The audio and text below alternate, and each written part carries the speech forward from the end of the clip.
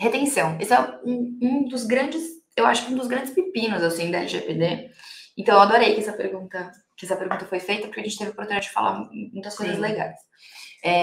Com a LGPD, não sei se vocês já tiveram oportunidade, não sei se você já teve a oportunidade de ouvir alguma reclamação sobre isso, né? Algum cliente chorar no seu colo falando isso, mas começaram a surgir aquelas tabelas de temporalidade, aquelas políticas de retenção, porque o que acontece? A gente tem que manter, daqui para frente, né? Só pode manter o dado pelo tempo que for necessário para atingir a finalidade para qual aquele dado foi coletado.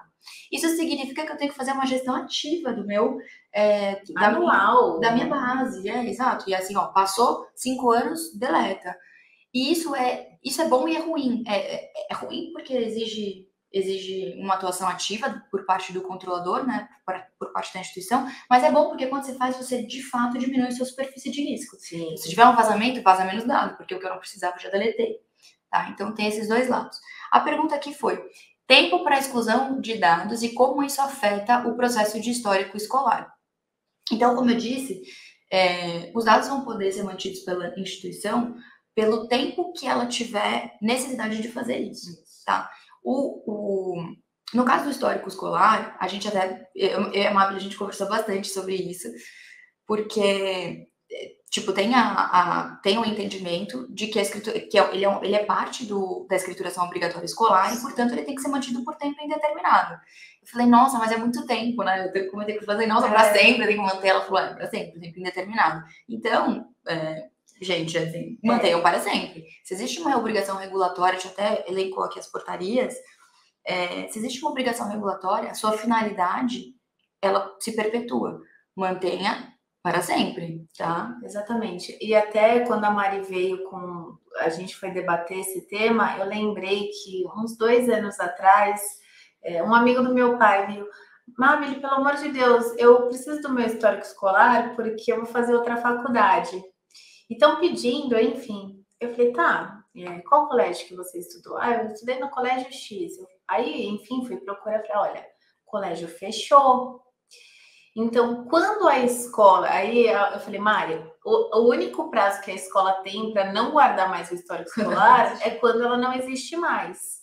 Tá? Porque, caso contrário, a escola tem que manter no seu acervo esse histórico escolar. Vai ser num arquivo morto. A forma, independentemente se vai ser digital, na nuvem, microfilmagem, tem que ser mantido. E no caso de encerramento das atividades, toda essa documentação tem que ser remetida para a diretoria de ensino, para que num caso como esse, o aluno vá até a diretoria de ensino e consiga seu histórico escolar. Mas caso a escola não tenha encerrado a sua atividade, ele vai diretamente na secretaria da escola e ele pode solicitar esse documento. Então, o prazo dele é indeterminado. Quando você elencar lá, por exemplo, nome do aluno, um dos requisitos vai ser histórico escolar e vai estar lá o tempo indeterminado. Então, a gente trouxe até a legislação aí para confirmar essa informação. Ademais, não é o contrato de prestação de serviços. Todos os dados que vão lá. Cada um dos dados vai ter uma análise de tempo. Então, se a gente está falando de uma inadimplência, qual que é o tempo dele? 5 anos. E assim por diante. Ficha de saúde, normalmente, é anual. O carômetro, anual. Todos os elementos o mesmo elemento podem ter N prazos de armazenamento, né? Exato. Porque assim, o fluxo de dados, né?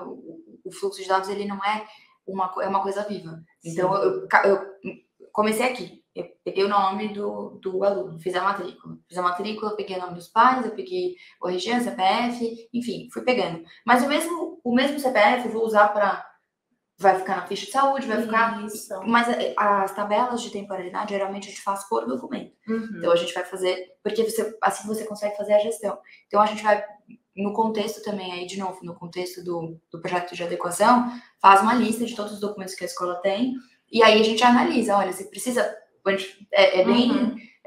A gente tem que falar com a escola, falar assim, você precisa desse documento? Por quê? Por quanto tempo, né? Muitas finalidades a gente já coloca, né? Exato. Mas tem algumas peculiaridades que cada escola tem a sua. Exato. Então, é importante esse grupo multidisciplinar, né? Exatamente.